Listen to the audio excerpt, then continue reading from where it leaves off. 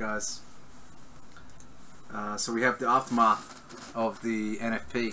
Ended up being a lot stronger result for the US dollar. So initial reactions was obviously US dollar strength. Then you got the follow-through selling coming through on the euro a few hours later. That really sort of broke a little bit of the euro's ability to be invincible almost, right? So in terms of what happens today, if we get another wave of US dollar selling, I think that's going to make things interesting. If the euro stabilizes around 118 and sort of sticks here, then we have to be a little bit careful that the US dollar rally has done its course. But in the short term, what I'm going to do is do a little bit of maintenance here. The whole commodity complex is a little bit being taken down.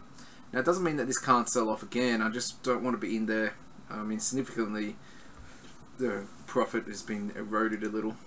So I'm going to get out of the Aussie. I'm going to get out of the DAX trade from Friday. So just taking profits. I mean, it's not. You're not going to go broke taking profits. It's not like I'm totally against these trades. It's just I'm not sure what's about to happen next. And you know, that's a big part of trading, right? When you're not sure, just get out and move to the sidelines and then see how it plays out. So I'm left with the short Kiwi. This is on the play basically from last week that RBNZ is going to be talking it down, and or that the market thinks that and sells ahead of that. Now what happens on the RBNZ day is up for grabs, so I might close out before then if the profit's good enough, because it's really, I mean, the move is basically underway before the RBNZs had their say. And so, you know, in those games, you don't stick around for the RBNZ to say what you think will say, because the market could reverse again. So I'm looking to close out the Aussie Kiwi, the Kiwi. The Aussie Kiwi I'm probably going to stick with, because I suspect we can get back to 110 to 113 quite easily. And that could be as soon as this week, if the RBNZ says the right things. There's a bit of a divergence play going on in the Aussie Kiwi, because iron ore's rallying and the dairies are falling. So and data in New Zealand is a lot weaker than Australia. So you've got that, you know, the Kiwi sort of lagging the others, and in this sort of environment, you know, looking for a reason to pick on a currency is going to be part of the game. You know, when everyone's starting to hike or getting a bit more hawkish, and the RBNZ is probably going to be the most dovish central bank out there, then you could easily see it develop into a theme of sell the Kiwi for a couple of days at least. You know, I mean, look, selling Kiwi is hard when stocks are super strong, because Kiwi yen and euro Kiwi selling comes around. But at the moment, I think the market's trying to push the short Kiwi as aggressively as possible. So no reason to get out of your short Kiwis yet. And long Aussie Kiwi, I think, is just beginning. Nice price action today. All day been buying. Looks like we are going to break on the top side. So the pound TradeAlerter is look, it's had a couple of days of sell-off, so that's healthy in an uptrend. If it breaks 130, there's trouble obviously for the pound, and that you have to worry about that, right? That's the same as the euro right now. What the euro does, if the US dollar is going to have a pushback against everything, then you are going to see the pound get, you know, sold as well, even though the pound's been sold off already because of its own little issues with the Bank of England. But it can definitely continue to sell off, and while there isn't much focus on the Brexit right now, that could become a reason to sell the pound. And if we start to break 130, then analysts and traders start looking for reasons to keep selling, and that's where you start to see more and more, you know, focus on the pound. If it stabilizes like the euro, if it stabilizes and starts to grind higher again, it's going to be harder. The other trade I have going on is long dollar yen. So I'm not against trying to pick the dollar yen reversal here. That's, I mean, look, it does require US dollar strength, but also dollar yen can rally just on risk appetite, and risk appetite is quite strong. And 1 second, guys.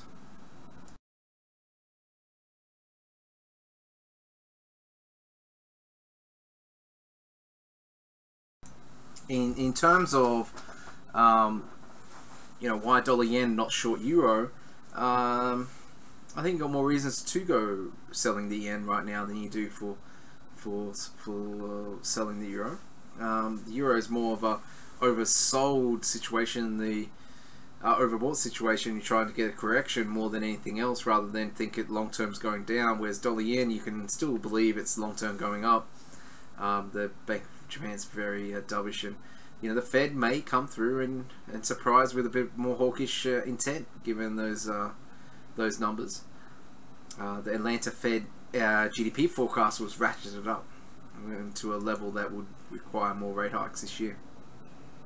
So there is reasons to be suspecting maybe the markets got too dovish too quickly on the Fed, and that sort of theme can play through with strong stocks, and if stocks remain strong, by euro yen, pound yen, and dollar yen higher. And that's really why I'm looking at dollar yen at the moment.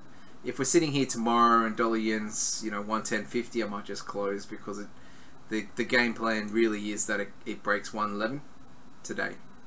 So if it doesn't do that, then I'll be abandoning that trade, and obviously if it's below or anywhere near 110, I'll be closing. So anything below 110.40, I'll be closing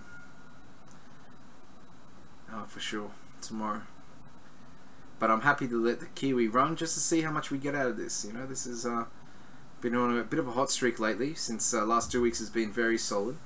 Got to also be careful when you're making money. You have to watch your. I had 5 trades running just before. That's a lot. You start to get a little bit loose with your trade management. Like, you can't go wrong, right? That's dangerous thinking. When it's too easy, it's probably just about to be too hard. And for my style of trading anyway, I'm very right or very wrong. So every trade will go right or every trade will go wrong. And it's really for me being in sync with what everyone's thinking in the market or not. So yeah, I do suspect that dollar yen's going to end up higher rather than lower today, but obviously I'm wary that the US dollar recovery might be just a one-day event, and we go back to being dovish on it. I mean, there isn't really a catalyst though, and he also had relatively positive news out of North Korea over the weekend, given everyone jumped on board the sanctions. So there is that in the background too.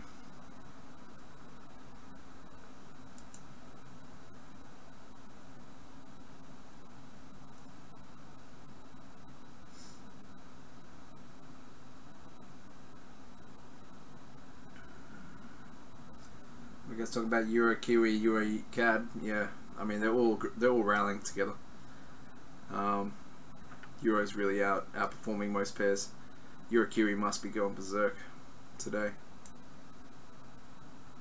Euro Swiss as well. Jesus, we didn't talk much about that rally last week, but that was pretty intense. Huge breakout.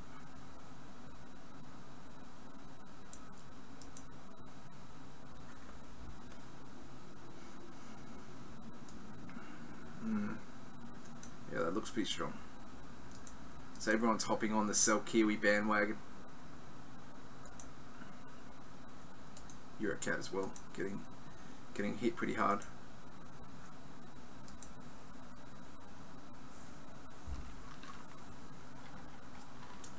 And these crosses are fairly momentum-driven crosses, and so you keep that in the back of your mind. Unless there's a reason to go reversing, you don't. Right, just let it be.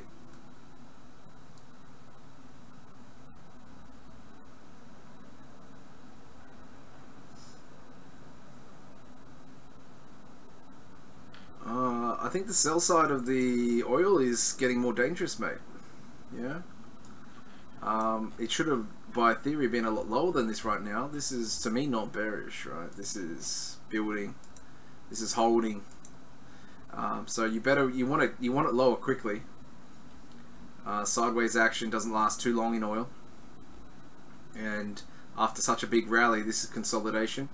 This is as good as a bigger pullback, and then won't last another test of 50 if we get back above there. But in terms of whether CAD's going to respond to that, CAD's got its own recovery. Sorry, short covering game going on. So it can still go higher. Now this could be the way that we get into a short US dollar game. So looking to fade this rally, it makes a lot of sense. especially if oil remains strong.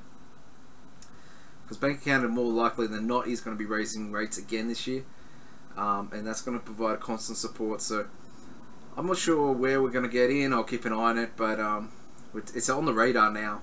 It's on the radar now, so closer to any extension over second or third day here of US dollar rally. If we can get back to 128, to obviously 130 would be ideal, but that's a bit wishful. But it's getting to the sell zone, and so the question you have to ask yourself is, what are we going to buy CAD against? So we're just going to sell dollar CAD, that's fine. We're going to buy CAD yen, that's fine. Are we going to Kiwi CAD is also a fine sell as well.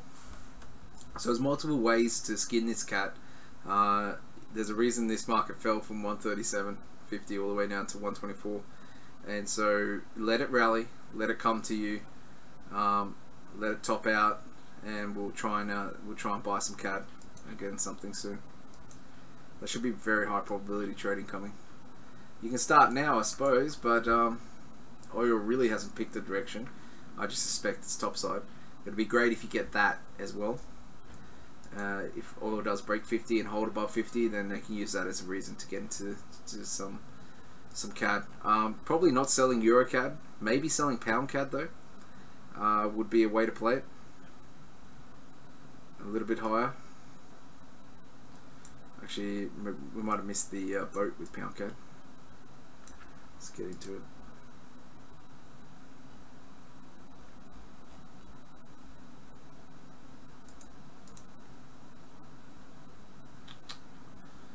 Yeah, I mean, Pound CAD makes sense too.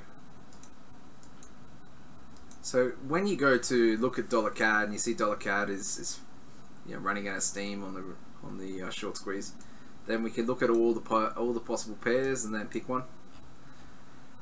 In terms of stocks being relentless, they are 8 days in a row in the Dow,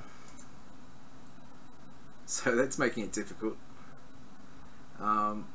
If somehow we can get a little bit of selling coming through, that will change the dynamic as well. That will come through via dollar yen struggling and allowing the euro to resume its uptrend if we do get selling for some reason. But the news was relatively positive over the weekend, so I doubt that's going to be the case. So a relatively light data week this week compared to last week anyway. So let's have a look at the week ahead. Where have we got here?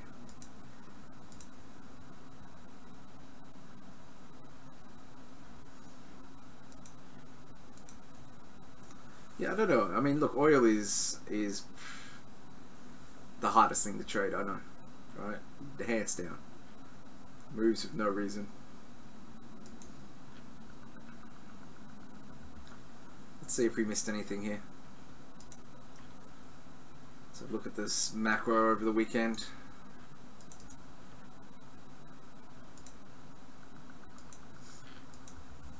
So sanctions were approved by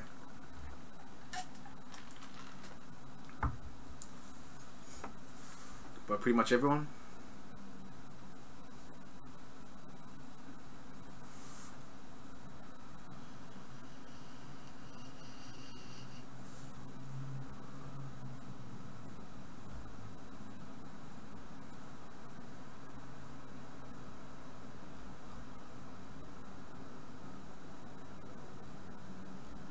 Other than that, nothing really there.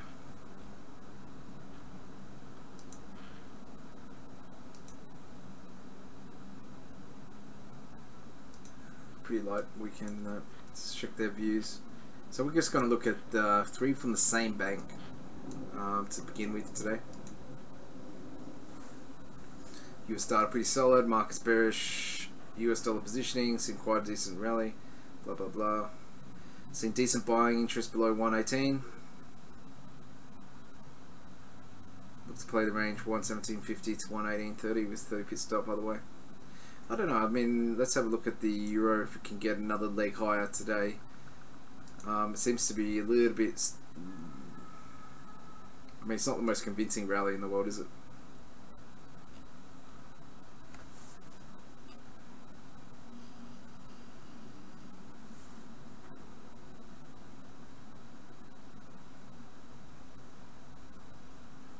So the positioning stats over the weekend confirmed that the long positioning in Aussie is getting pretty heavy.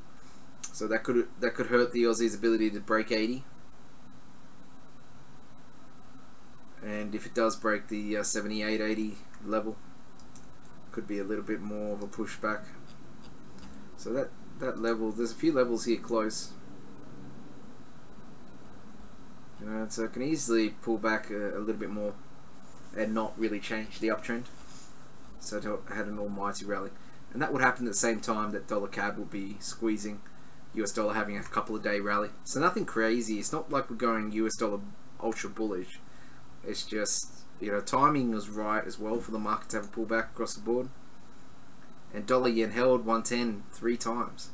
So for me, dollar yen, I mean, geez, it seems like an easy trade, long, with relatively low risk. No doubt stocks will crash tonight and show me how dangerous it is. But it looks pretty good.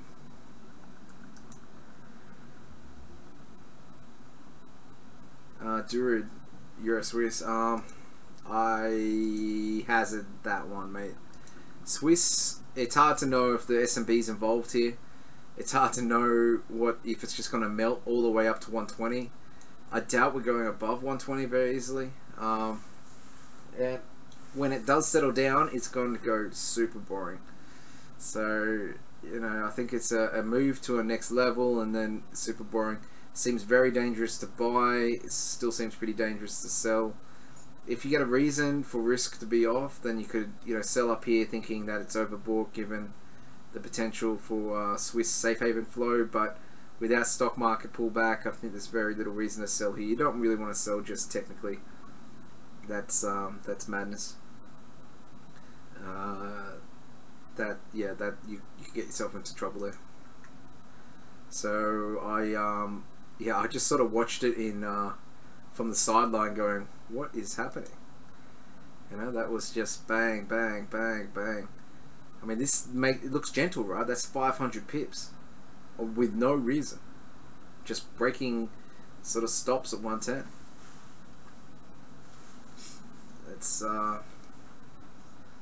It's one of the biggest moves this year that went under the radar because it just happened without stopping. This has obviously made Swiss really weak across a lot of pairs. So, yeah, I think if you missed it, you missed it. And if you go trying to sell it, then you're just asking for selling the strongest, you know, rally in the market, with very little understanding of who is involved in that trade. Because the Swiss is always, it's like gold a little bit, right? A little bit secretive. The flow side of it anyway, right? And that smacks, right? This, if any trade smacks of collusion, right, it's this trade. This smacks of, boys, we're going to push it hard. And, you know, where are they pushing it to is the question. So you don't usually get much, you know, sort of sense that something's up in the FX market, but this is really,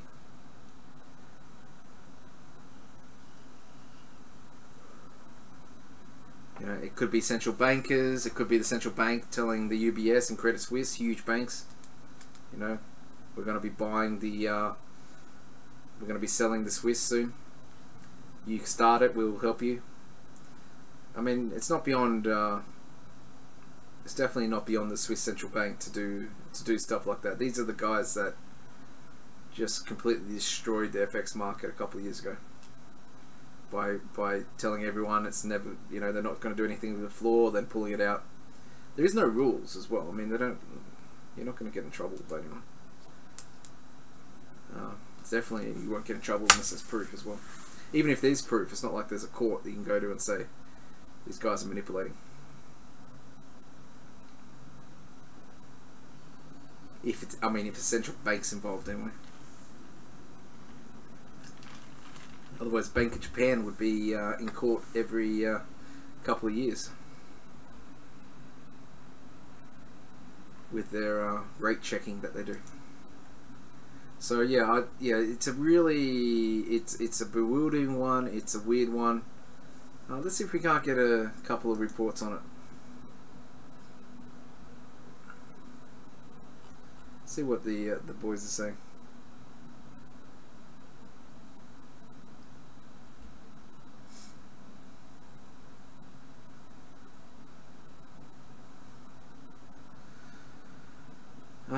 Bank of America saying it's not the S&P.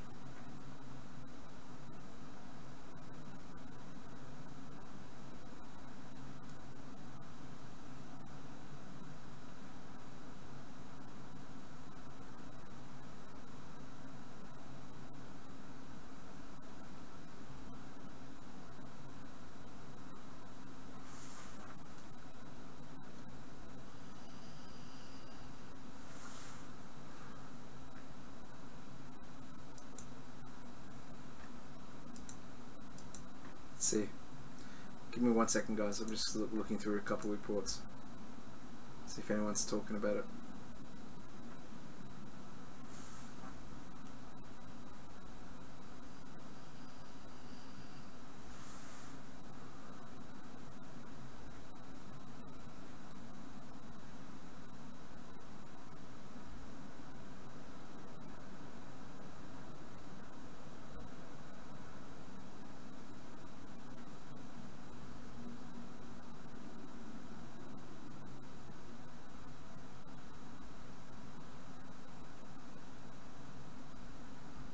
Yeah, no one's put out a special report on it anyway. So I suppose everyone's just it's not the most actively traded pair out there in the world.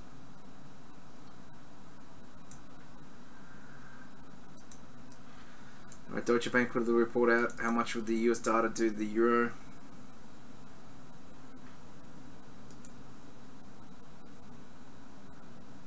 I don't think it is insider trading. They're the rule makers. They're the game makers. You know, what would be really insider trading if people knew they were going to drop the floor ahead of time?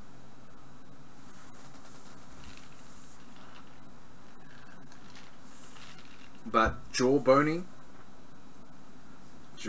what they do with saying that the currency is overvalued, something might have to be done about it, blah blah blah.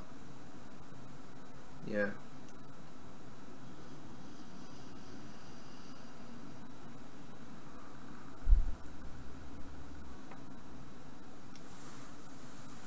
Alright, so the previous spikes of 2015, 2016 are now the important support levels. So 117.14, take a little bit to get towards that.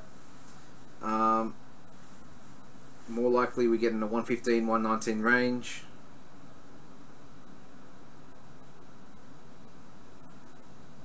Ignore the Euro Swiss, it's more likely just a Swiss thing. So they don't think it's going to change the game.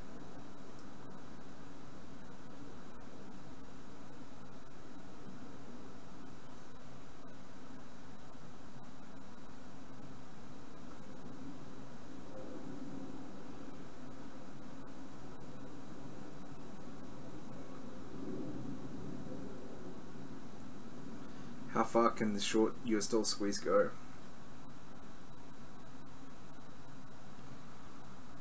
Okay. Yeah, I'll be interested in buying down here, of course. If we get down in 117 low, you know, underneath 117.50.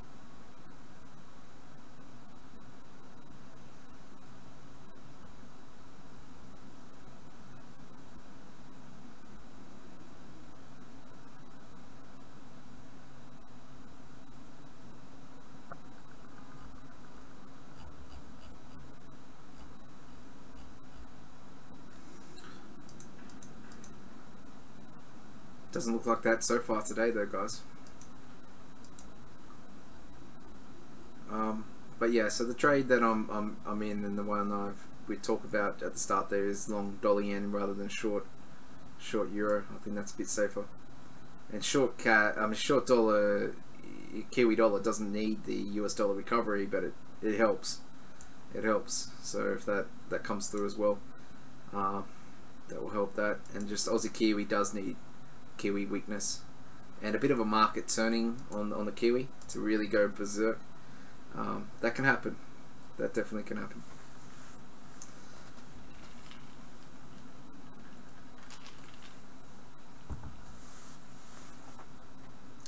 Alright guys, so yeah, that's where we're at this week. In terms of data, the RBNZ's on Thursday morning, Sydney time. It's a couple of FOMC speakers. Literally though, that's the biggest event. Obviously then Friday, you have to go all the way out to Friday to find something. Friday and Thursday. Thursday night, RBA Governor Lowe speaks. But this would be like the third time in 2 weeks, so it's not going to be a surprise most likely. But the US CPI on Friday, that's really important guys. That's growing in importance. And then directly after that CPI, you got 2 FOMC members speaking. So Friday night's going to grow in importance, and what that number comes out is whether really, you know, that these days is tier 1 data. A surprise in inflation, the game changes. The game changes back to, is the Fed raising? Maybe it is. We've got to start pricing it in. That can be multi-week US dollar rallies. If it's weak, it remains weak, and it doesn't look like there's any signs of it picking up, then obviously you'll get the same old Fed pushing back on the Fed story, which will allow us to get into US dollar selling again. But in the short term anyway, keep our eye on this US dollar recovery, see what happens there, and trade with a little bit of safety. Yeah, it's doesn't seem safe to come back into the game just yet, especially on the Aussie and the Kiwi and the CAD, and you actually want it to break down so you get better levels. So sit on your hands and watch, or be a little bit active with dollar yen if you like. If you like me anyway. Alright, we'll be back tomorrow, same time guys. Any questions or want me to look at particular pairs, just send me a little PM, and we'll get involved in that tomorrow.